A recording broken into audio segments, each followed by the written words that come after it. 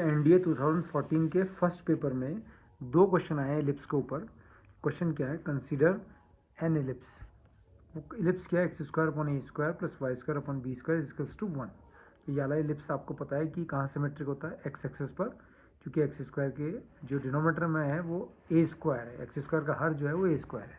Question क्या है, what is the area of the greatest rectangle, यानी कि एक रेक्टेंगल है, उसका एरिया पूछ रहा है। जो ग्रेटेस्ट रेक्टेंगल का मतलब होता है बड़े से बड़ा, जिसका एरिया जो है बहुत ज़्यादा से ज़्यादा हो, मैक्सिमम हो, दैट कैन बी इंस्क्राइब्ड, जो किसके अंदर है, इन द इलिप्स, इलिप्स के अंदर है। तो कितना होना चाहिए, ए बी हो, 2ab हो, या ab/2 हो, या रूट ab हो। तो उसका ग्रेटेस्ट रेक्टेंगल का एरिया पूछ रहा है और वो कितना होगा। तो देखिए पहले का सॉल्यूशन बहुत इजी है, कुछ भी नहीं करना है आपको। ये हमारा इलिप्स हो गया, मैंने एक्स एक्सिस मैं डायग्राम बना रहा हूँ इसका। तो एक्स डैश, ये हमारा कार्टेशियन प्लेन हो गया। और यहाँ पर आप देखिए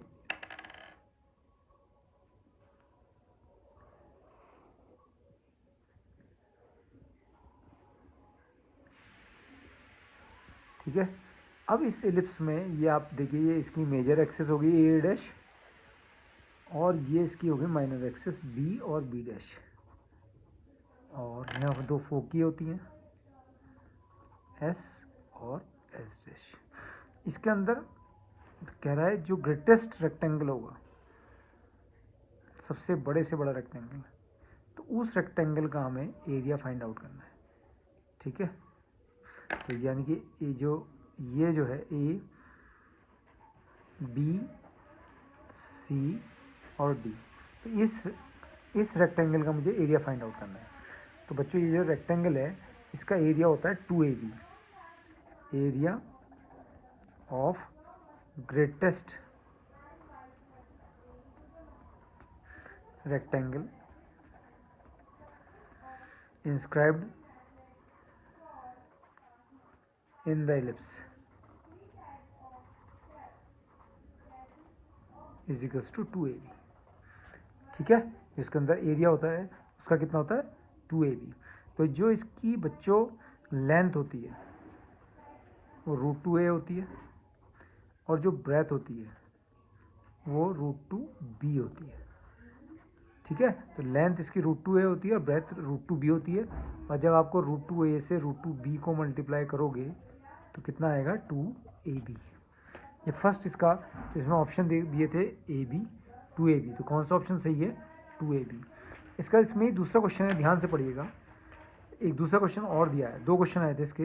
what is the area included between the ellipse and the greatest rectangle, कहाँ का एरिया पूछ रहा है, included between the ellipse and the greatest rectangle के बीच का area, inscribed in the ellipse.